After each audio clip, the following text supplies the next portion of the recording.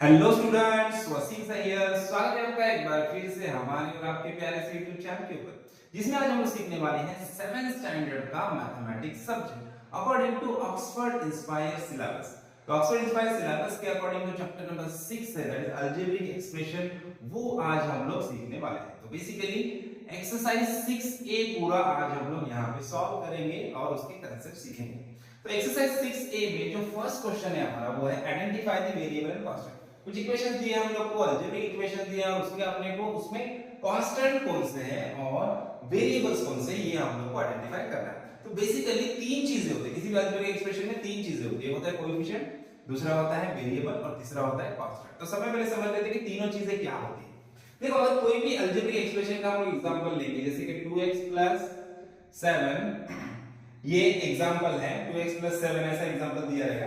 तो अभी इस अलजेब्रिक एक्सप्रेशन में जो कोएफिशिएंट होता है, सबसे पहले वेरिएबल समझ लेते हैं। वेरिएबल क्या होता है, देखो a से लेके z तक, a से लेके z तक कोई भी अल्फाबेट किसी भी अलजेब्रिक एक्सप्रेशन में आ रहा है तो वो होता है वेरिएबल। जैसे इस इक्वेशन में x क्या है, x है हमारा वेरिएबल, x एक वेरिएबल है। इसको वेरिएबल क्यों बोलते हैं? बिकॉज़ इसकी वैल्यू फिक्स नहीं होती, वैरी करने वाला, जो वैरी कर रहा है वो वेरिएबल है ना। मतलब x की वैल्यू यहाँ पे फिक्स नहीं है, x की वैल्यू कुछ भी हो सकती है, 1 2 3 4 5 6 कुछ भी हो सकती है, फिक्स नहीं है, इसके लिए इसको वेरिएबल बोलते हैं। उसके बाद वेरिएबल जिसके साथ वेरिएबल नहीं है, सिर्फ जो नंबर है, जैसे यहाँ पे लिखा है +7 है ना, सिर्फ एक नंबर है, इसके साथ कोई वेरिएबल है ही नहीं, तो वैसे नंबर को हम लोग क्या बोलते हैं, कांस्टेंट बोलते हैं। यहाँ पे 7 क्या है हमारा, 7 है कांस्टेंट है ना। अब तीसरी जो चीज होती है, जो वेरिएबल के साथ में जो नंबर होता है, जैसे x के साथ यहाँ पे 2 नंबर लिखा है, तो 2 क्या है, 2 इज अ कोएफिशिएंट। 2 क्या होता है, 2 हमारा कोएफिशिएंट होता है, 2 is a coefficient of x, है ना। समझ में आया? वेरिएबल क्या होता है, कांस्टेंट क्या होता है, कोएफिशिएंट क्या होता है, तीनों चीज यहाँ पे समझ में आ गई ना। तो अभी हम लोग हमारे क्वेश्चन की तरफ बढ़ते हैं। सबसे पहले इस क्वेश्चन में हम लोग को क्या बोला है, सिर्फ वेरिएबल और कांस्टेंट निकालने के लिए बोला है, कोएफिशिएंट के बारे में यहाँ पे नहीं बोला है। कोएफिशिएंट अपने को नेक्स्ट क्वेश्चन में बोला है, थर्ड क्वेश्चन में बोला है। अभी पहला इक्वेशन अपना 55vm, यहाँ पे v और m क्या है, ये है हमारे वेरिएबल। तो वेरिएबल क्या है यहाँ पे, वेरिएबल क्या है, vm इज अ वेरिएबल है ना। और यहाँ पे कांस्टेंट टर्म है ही नहीं, ये जो 55 है ये इसका क्या है, कोएफिशिएंट है, तो कांस्टेंट यहाँ पे है ही नहीं, नो कांस्टेंट है ना। उसके बाद इस टर्म को हम लोग ध्यान से देखेंगे, तो यहाँ पे ये जो 7 टर्म है इसके साथ कोई वेरिएबल नहीं है, कोई अल्फाबेट दिख रहा है इसके साथ एबीसीडी का, नहीं। तो यहाँ पे 7 क्या है हमारा, 7 है कांस्टेंट। तो देखो कांस्टेंट क्या है यहाँ पे, 7 है। उसके बाद अल्फाबेट्स यहाँ पे दिख रहे हैं km, तो km क्या है यहाँ पे, वेरिएबल है। सो वेरिएबल है हमारा km, वेरिएबल इज km, और 7 क्या है, कांस्टेंट है। -2 क्या है, -2 इसका कोएफिशिएंट है, वो अपने को पूछा नहीं तो हम नहीं लिखेंगे अपन, है ना। अब देखो यहाँ इस इक्वेशन में देखो xyz क्या है, 6 के साथ में वेरिएबल है, तो यहाँ पे वेरिएबल क्या है, यहाँ पे वेरिएबल है हमारा x y और z है ना, वेरिएबल है x y z। x y z के साथ जो 6 है वो इसका कोएफिशिएंट है, लेकिन यहाँ पे कोएफिशिएंट नहीं पूछा है। कांस्टेंट है क्या यहाँ पे, कोई कांस्टेंट नहीं है, कोई कांस्टेंट अवेलेबल नहीं है। अब यहाँ पे आप ध्यान से देखोगे इस इक्वेशन में 98 के साथ कोई वेरिएबल नहीं, कोई अल्फाबेट नहीं, तो कांस्टेंट है हमारा 98, देखो 98 इज अ कांस्टेंट। और SA जो हमारा अल्फाबेट है, SA जो लिखा है ये क्या है, हमारे वेरिएबल है, देखो वेरिएबल है हमारा SA, देखो वेरिएबल इज इक्वल टू क्या है, SA है, और कांस्टेंट क्या है, 98 है।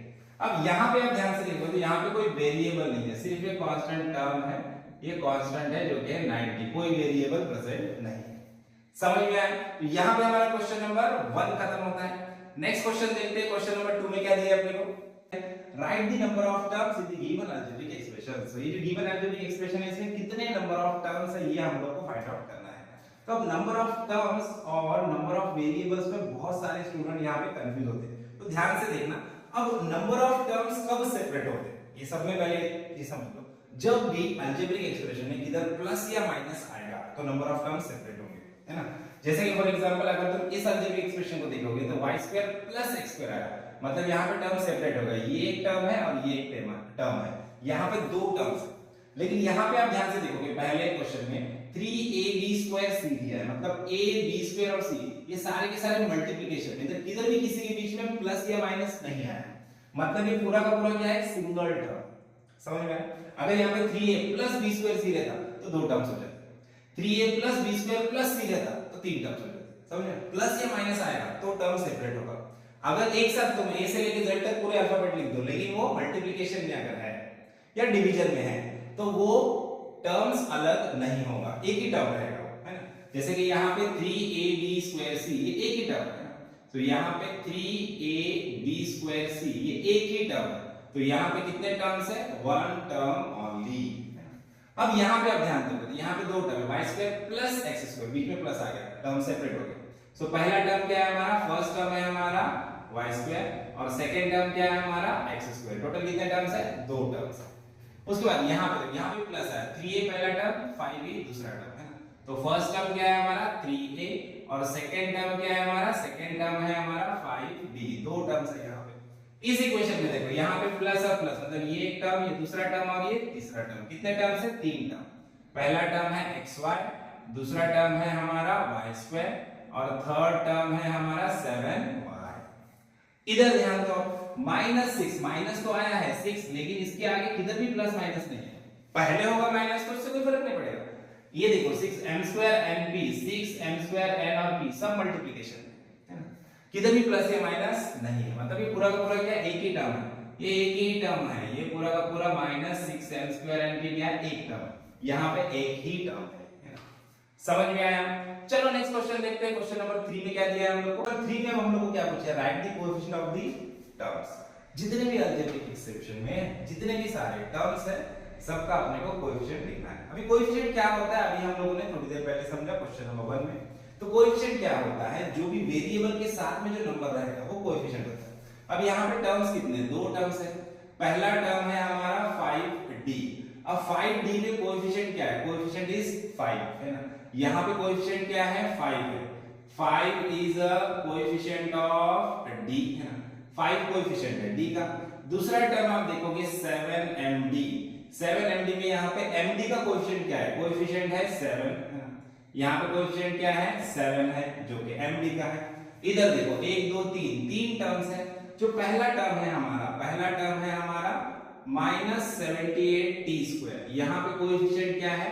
यहाँ पे कोएफिशिएंट है हमारा -78। कभी भी याद रखो, जो भी हमारा कोएफिशिएंट रहेगा उसको साइन के साथ लिखेंगे। माइनस है तो माइनस में लिखो, प्लस है तो फिर लिखने की जरूरत नहीं, है ना। अब यहाँ पे दूसरा टर्म क्या है हमारा? दूसरा टर्म है हमारा 5t प्लस 5 है, तो इसका कोएफिशिएंट क्या है? +5 है। इसका कोएफिशिएंट है +5। उसके बाद थर्ड टर्म क्या है हमारा? थर्ड टर्म है हमारा 9। इसके साथ कोई कोएफिशिएंट नहीं क्योंकि ये कांस्टेंट है। कांस्टेंट के साथ कोई कांस्टेंट टर्म है, वेरिएबल है ही नहीं, तो कोएफिशिएंट कुछ नहीं, है ना। उसके बाद देखो सी वाला क्वेश्चन, यहाँ पे एक ही टर्म है हमारा, एक सिंगल टर्म है 9abc²। इसके कोएफिशिएंट क्या है? इसका कोएफिशिएंट है 9, है ना। वेरिएबल के साथ जो नंबर आ गया वो कोएफिशिएंट है, सिंपल। यहाँ पे कोएफिशिएंट क्या है? यहाँ पे कोएफिशिएंट है -10। यहाँ पे देखो पहले टर्म में कोएफिशिएंट है 3, दूसरे टर्म में कोएफिशिएंट है 7, थर्ड टर्म में कोएफिशिएंट है 6। समझ में आया? एकदम सिंपल है ना। चलो बढ़ते हैं नेक्स्ट क्वेश्चन की तरफ, दैट इज क्वेश्चन नंबर 4। सबसे important like terms and unlike terms पूरे अलजेब्रा की एकदम जान है। देखो जिसको लाइक टर्म्स और अनलाइक टर्म्स अच्छे से समझ में आ गया तो आगे एकदम इजी हो जाएगा, है ना। बहुत इंपॉर्टेंट है, एकदम ध्यान देना। देखो लाइक टर्म्स और अनलाइक टर्म्स में इसको क्लासिफाई करना है। सबसे पहले एक चीज समझ लो, किसी भी टर्म को लाइक टर्म या अनलाइक टर्म कब बोलेंगे, है ना। लाइक टर्म क्या होता है? लाइक टर्म होने के लिए देखो 2 कंडीशन जरूरी है। एक चीज सबसे पहले क्या देखने का, कोई भी 2 टर्म दिए अपने को, उसका वेरिएबल अगर सेम है, उसका वेरिएबल अगर सेम है, उसका वेरिएबल अगर सेम है, वेरिएबल सेम है और वेरिएबल का डिग्री जो पावर होता है अगर वो सेम है तो वो 2 टर्म्स लाइक टर्म्स होंगे। जैसे कि यहाँ पे मैंने जितने भी नंबर्स लिखा सबके साथ में जो वेरिएबल है वो x है, वेरिएबल सबका सेम। तो क्या सारे ये टर्म्स लाइक टर्म्स है? नहीं, बिकॉज यहाँ पे आप देखोगे तो इसके रेस में इसका पावर क्या है? 1 है और यहाँ पे इसका पावर 1 है, तो यही 2 लाइक टर्म्स है, बाकी के लाइक टर्म्स नहीं। और सबसे इंपॉर्टेंट ये चीज है कि लाइक टर्म्स को आप ऐड या सब्सट्रैक्ट कर सकते हो। मल्टीप्लिकेशन और डिवीजन में लाइक टर्म्स की होने की जरूरत नहीं होती, लेकिन एडिशन एंड सब्सट्रैक्शन ऑफ जो टर्म्स होता है, जो वेरिएबल का टर्म, जो हमारे अलजेब्रिक एक्सप्रेशन है उसका एडिशन और सब्सट्रैक्शन जो होता है सिर्फ लाइक टर्म्स का होता है ना। अनलाइक टर्म्स का एडिशन भी नहीं हो सकता है, सब्सट्रैक्शन भी नहीं हो सकता। ये सबसे इंपॉर्टेंट है ना, तो इसके लिए इसको समझना बहुत जरूरी है। देखो तो यहाँ पे वेरिएबल सेम होना ये पहली कंडीशन। सेकंड कंडीशन क्या? उसका पावर भी सेम होना चाहिए, है ना। इधर x² है तो इधर भी x², ये 2 लाइक टर्म्स है। अब ये जो 2x³ है ये अनलाइक टर्म है, इसके साथ कोई यहाँ पे पेयर नहीं है, अनलाइक टर्म है ना, समझ में आया? सो अब लाइक टर्म और अनलाइक टर्म क्या होते हैं समझ में आया? तो यहाँ पे हम लोग क्लासिफाई करेंगे इसको लाइक टर्म्स और अनलाइक टर्म्स में। तो सबसे पहले मैं यहाँ पे लिख देता हूँ लाइक टर्म्स। लाइक टर्म्स कौन से वो इधर लिख देंगे हम लोग, और इधर लिखेंगे अनलाइक टर्म्स। ठीक है, कैसे आइडेंटिफाई करेंगे? जैसे अभी बताया मैंने, सब में पहला टर्म ले लो mn। अब यहाँ पे 3mn है, 3mn के साथ और कोई mn वाला टर्म दिख रहा है, देखो यहाँ पे 56mn है, और कोई mn वाला टर्म दिख रहा है, यहाँ पे सिर्फ n नहीं है ना, mn वाले ये दो टर्म है, तो 3mn और 56mn ये दो लाइक टर्म्स है। उसके बाद देखो यहाँ पे लिखा है AC, और कहाँ पे AC दिख रहा है आपको? ये -50 AC, और कहाँ पे AC दिख रहा है? AB स्क्वायर, ये AC किधर दिख रहा है? सिर्फ ये दो टर्म्स देखो, AC एट -50 AC, ये दो लाइक टर्म्स है। उसके बाद देखो -yx, अभी इधर आपको xy या y दिख रहा है, देखो xy और yx दोनों सेम होते हैं, मल्टीप्लिकेशन में कम्यूटेटिव आगे पीछे लिख सकते हैं, और साइन का टेंशन नहीं लेने का, माइनस है तो प्लस है तो चलेगा, है ना। अब यहाँ पे इस -yx को मैं -xy लिख सकता हूँ, यहाँ पे इसको मैं -xy लिख सकता हूँ, है ना, मल्टीप्लिकेशन है, कम्यूटेटिव होता है, x को आगे y को पीछे में लिख सकता हूँ, कोई प्रॉब्लम नहीं है ना। तो ये xy और ये xy ये दोनों भी लाइक टर्म्स हैं, तो ये -yx और 6xy ये दो लाइक टर्म्स हैं।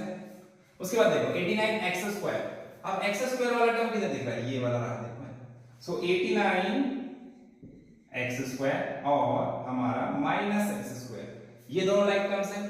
x क्यूब, यहां पे देखो अभी ये 3x क्यूब और ये 12x क्यूब ये दो लाइक टर्म्स हैं, तो यहां पे लिख देंगे 3x cube and 12x cube ये भी लाइक टर्म्स हैं।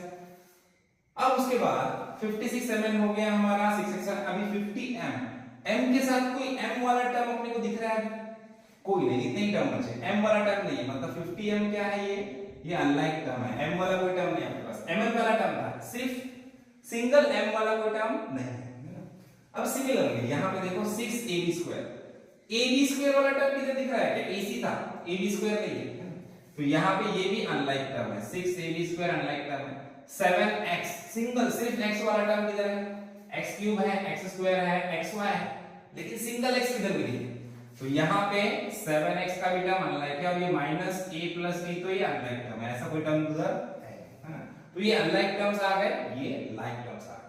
सबसे इंपॉर्टेंट था देखना, आई होप अच्छे समझ में आए। तो अब बढ़ते हैं नेक्स्ट क्वेश्चन की तरफ, that is question number 5। Number 5 एकदम आसान है, क्या बोला है? Classify the monomial, binomial and trinomial. अब नंबर ऑफ टर्म्स दिए, इनको हम लोग क्लासिफाई करना है मोनोमियल्स में, मोनोमियल्स, बायनोमियल्स और ट्राइनोमियल्स में क्लासिफाई करना है। देखो तो हम लोग क्या करेंगे, इसको क्लासिफाई करते हैं। मोनोमियल्स किसको बोलते हैं? अभी आप लोगों ने सीखा कि भाई नंबर ऑफ टर्म्स कैसे आइडेंटिफाई करें, कितने टर्म्स है किसी भी अलजेब्रिक एक्सप्रेशन में। अगर किसी भी अलजेब्रिक एक्सप्रेशन में एक टर्म है, सिंगल टर्म है खाली, तो मोनोमियल, दो टर्म है तो बायनोमियल है, तीन टर्म है तो ट्राइनोमियल है। सिंपल। देखो तो पहला वाला जो टर्म है हमारा, ये क्या, कितने टर्म्स है इसके अंदर? तीन है, ये है हमारा ट्राइनोमियल है ना। 8y² + y - 5 ये है ट्राइनोमियल। 67k ये है हमारा मोनोमियल, एक ही टर्म है। ये देखो -7b + 8c कितने टर्म्स है? दो टर्म्स है, तो ये क्या बना अपना? ये बना बायनोमियल। ये देखो 45x², एक ही टर्म है। सिंगल टर्म मतलब क्या होता है? मोनोमियल। यहाँ पे देखो 1 2 3 तीन टर्म्स है, तो क्या है ये है ट्राइनोमियल। 5w + 9 ये देखो 1 और 2 प्लस आ गया बीच में, मतलब दो टर्म्स हो गए। दो टर्म्स मतलब क्या है? बायनोमियल। 58 + ym है ना। अब यहाँ पे देखो x² + x³ + 6 कितने टर्म्स है? 1 2 3 तीन टर्म्स मतलब क्या होता है हमारा? ट्राइनोमियल। तो यहाँ पे लिख दो x² x³ + 6। यहाँ पे देखो एक ये माइनस आया, ये दूसरा टर्म, ये पूरा एक टर्म है ना, तो सिर्फ दो ही टर्म है। दो टर्म मतलब क्या? बायनोमियल। 5x² y³ z²। ये देखो 1 2 3 कितने हैं? तीन टर्म्स मतलब ट्राइनोमियल। 5x³ - 10x² + 123x। अभी देखो पहला टर्म, ये दूसरा टर्म क्या है? बायनोमियल है। देखो लिख दो इधर है, एकदम सिंपल है। अगर दो टर्म्स है तो बायनोमियल, तीन है तो ट्राइनोमियल, अगर सिंगल टर्म है तो मोनोमियल। समझ में आया? क्लासिफाई कर दिया हम लोगों ने आज मोनोमियल, बाइनोमियल और ट्राइनोमियल। यहाँ पे क्वेश्चन नंबर 5 खत्म होता है। क्वेश्चन नंबर 6 देखते हैं क्या दिया है हम लोग को। क्वेश्चन नंबर 6 में क्या दिया है? Find the degree of the given polynomials. अब बहुत सारे इक्वेशन दिए, इनका डिग्री ऑफ पॉलिनोमियल निकालना है। डिग्री मतलब एग्जैक्टली क्या? डिग्री ऑफ पॉलिनोमियल मतलब जो भी पॉलिनोमियल है हमारा, उसमें जो वेरिएबल है, वेरिएबल का डिग्री हम लोग को निकालना है। और कैसे निकालना है? अगर जितने भी टर्म्स हैं, अगर एक से ज्यादा टर्म्स है, अगर एक से ज्यादा टर्म्स है, तो जिस भी टर्म का हाईएस्ट डिग्री होगा वो पॉलिनोमियल का डिग्री होगा। समझ में आ रहा है? तो सबसे पहले इससे स्टार्ट करते हैं। मोनोमियल है, ये देखो, ये तो एक ही है, मोनोमियल है। तो यहाँ पे वेरिएबल है हमारा v, और v का पावर कितना है? 2 है। तो इसका डिग्री क्या हो गया? इसका डिग्री हो गया 2 है। इस पॉलिनोमियल का डिग्री क्या हो गया? 2 हो गया। वेरिएबल का डिग्री देखना है, कांस्टेंट से कुछ लेना देना नहीं है, कोएफिशिएंट से कुछ लेना देना नहीं है। यहाँ पे देखो, अब यहाँ पे दो टर्म्स है। अब यहाँ पे ध्यान से देखो, देखो दो टर्म्स है, ये पहला टर्म, ये दूसरा टर्म। तो हर एक टर्म का डिग्री अपने को निकालना है, और जो हाईएस्ट डिग्री रहेगा, जिस टर्म का हाईएस्ट डिग्री है, वो काउंट होगा। अब यहाँ पे आप ध्यान से देखोगे तो यहाँ पे x और y दो वेरिएबल आ गए। एक ही टर्म में दो वेरिएबल आए। x के रेंज में कुछ नहीं मतलब 1, y के रेंज में कुछ नहीं मतलब 1। तो 1 + 1 क्या होगा? 2। तो यहाँ पे डिग्री बन गया 2। अगर सेम टर्म में दो या दो से ज्यादा वेरिएबल आते हैं तो उनका डिग्री क्या होगा? ऐड होगा। उनके डिग्री को हम लोग क्या करेंगे? ऐड करेंगे, है ना। अब यहाँ पे देखो, y एक ही वेरिएबल है और y के स्क्वायर में क्या है? 2 है। तो y का पावर 2, मतलब यहाँ पे डिग्री कितना है? 2 है। यहाँ पे देखो 1 2 3, तीन टर्म्स है। अब तीनों टर्म में यहाँ पे देखो, इसका भी 2 है, इसका भी 2 है, तो पॉलिनोमियल का डिग्री क्या होगा? 2 हो जाएगा, है ना। अब यहाँ पे देखो m⁻1 m⁻1, पहला टर्म अपना 1 + 1 क्या हुआ? इसका डिग्री, पहले टर्म का डिग्री है 2। सेकंड टर्म देखो, n एक ही वेरिएबल है, n का स्क्वायर, मतलब इसका डिग्री है 2। यहाँ पे देखो m⁻6 है, इस टर्म का डिग्री है 6। तो अब तीनों टर्म में हाईएस्ट डिग्री किस टर्म का है? लास्ट वाले टर्म, और जो हाईएस्ट डिग्री रहेगा वही काउंट होगा। तो डिग्री ऑफ पॉलिनोमियल क्या है हमारा? 6 है। समझ में आया? इस तरह से निकालना। यहाँ पे देखो 1 2 3, तीन टर्म्स है, हर एक टर्म का डिग्री निकालो पहले। इस टर्म में एक ही वेरिएबल, इसका डिग्री 2 है तो ये 2। यहाँ पे भी एक ही वेरिएबल, इसका डिग्री 2 है तो 2। यहाँ पे देखो दो वेरिएबल, इसका डिग्री 1, इसका डिग्री 1, 1 + 1 क्या होगा? 2। तीनों टर्म का डिग्री 2 ही है, तो हाईएस्ट डिग्री क्या हो गया? 2 हो गया। अब यहाँ पे देखो एक ही टर्म है, प्लस माइनस आया, एक सिंगल टर्म है, और यहाँ पे तीन वेरिएबल है, 1 2 3। तो तीनों की डिग्री का क्या होगा? एडिशन होगा। देखो 2 + 3 5, 5 + 4 9। तो इसका डिग्री क्या हो गया? 9 हो गया। पूरे पॉलिनोमियल का डिग्री 9 हो गया, है ना। समझ में आया? तो यहाँ पे हमारा क्वेश्चन नंबर 6 भी खत्म होता है। अब लास्ट क्वेश्चन है हमारे एक्सरसाइज का, दैट इज क्वेश्चन नंबर 7। तो क्वेश्चन नंबर 7 देख लेते, देखो क्या दिया है। क्वेश्चन नंबर 7 बहुत ही इंपॉर्टेंट सम है। सारे बच्चे जिससे डरते हैं, स्टोरी सम, वर्ड प्रॉब्लम, जिसमें स्टेटमेंट कैसे बनाया जाए फ्रॉम दी इक्वेशन, स्टेटमेंट से अलजेब्रिक एक्सप्रेशन में कैसे इसको कन्वर्ट किया जाए, वही यहाँ पे पूछा है। देखो, तो convert the statement to algebraic expression. Statement क्या दिया? सबसे पहले इसको ध्यान से पढ़ने का। देखो क्या बोला, 3 subtracted from the product of x and y, है ना। किसको सब्सट्रैक्ट करना है? 3 को। किस में से? फ्रॉम बोला, फ्रॉम। प्रोडक्ट मतलब क्या होता है? प्रोडक्ट मतलब मल्टीप्लिकेशन, किसका? x और y। तो सबसे पहले क्या करना है? इक्वेशन बनाने के लिए x और y का प्रोडक्ट करो। प्रोडक्ट मतलब मल्टीप्लिकेशन, x * y, ये होता है प्रोडक्ट ऑफ x और y। इसमें से किसको सब्सट्रैक्ट करना है? 3 को, है ना। 3 सब्सट्रैक्टेड, 3 को सब्सट्रैक्ट करना है फ्रॉम दिस, है ना। फ्रॉम जो बोला पहले है ना। तो xy में से 3 को हम लोग क्या करना है? सब्सट्रैक्ट करना है। सब्सट्रैक्ट 3 को सब्सट्रैक्ट करना है किसमें से? प्रोडक्ट ऑफ xy में से। तो xy - 3 है, ये हमारा अलजेब्रिक एक्सप्रेशन बनेगा। दूसरा वाला क्या बोला? a number added to 17 and divided by 6, a number is added to 17। तो हम लोग क्या बोलेंगे सबसे पहले? let the number be x, है ना। क्या लिखेंगे? let the number be x। अब क्या बोल रहा है? नंबर एडेड टू 17, नंबर को 17 में ऐड करो, x + 17, है ना। एंड डिवाइडेड बाय 6, और इसको क्या करना है? डिवाइड करना है 6 से। इसको डिवाइड करना है हम लोग को 6 से। ये बना आपका अलजेब्रिक एक्सप्रेशन, है ना।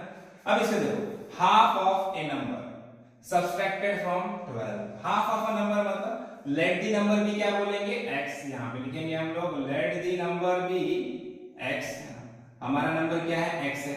half of a number बोला है। half of a number मतलब half 1/2x, है ना। subtracted from 12, ये किस में से सब्सट्रैक्ट कर रहे हैं हम लोग? 12 में से सब्सट्रैक्ट कर रहे हैं। तो पहले 12 लिखना पड़ेगा अपने को। 12 - half of x, है ना। 1 into x क्या हो जाएगा 1, तो ऐसे भी लिख सकते हो 12 माइनस x by 2 भी लिख सकते हो, दोनों में से कुछ भी लिखो चलेगा, है ना। अब d वाला देखो क्या बोला है, the product of a number and 5 divided by 8, product of a number, let the number be क्या बोलेंगे x, let the number be x।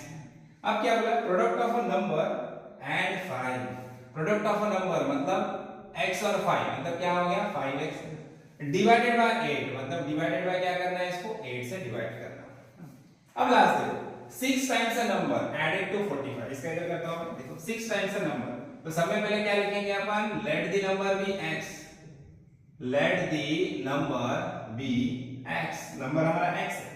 अब 6 टाइम्स अ नंबर बोला, 6 टाइम्स अ नंबर मतलब 6 time x added to 45, add मतलब plus 45, समझ में आया। तो इस तरह से सारे के सारे हमारे अलजेब्रिक एक्सप्रेशन बन गए स्टेटमेंट।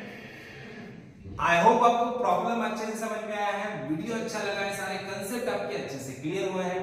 प्रॉब्लम अच्छा लगा, वीडियो अच्छा लगा तो वीडियो को लाइक कीजिए, अपने दोस्तों के साथ शेयर कीजिए, चैनल को सब्सक्राइब करना ना भूलिए। तो मिलते हैं नेक्स्ट वीडियो में नेक्स्ट प्रॉब्लम के साथ, तब तक के लिए थैंक यू, बाय बाय।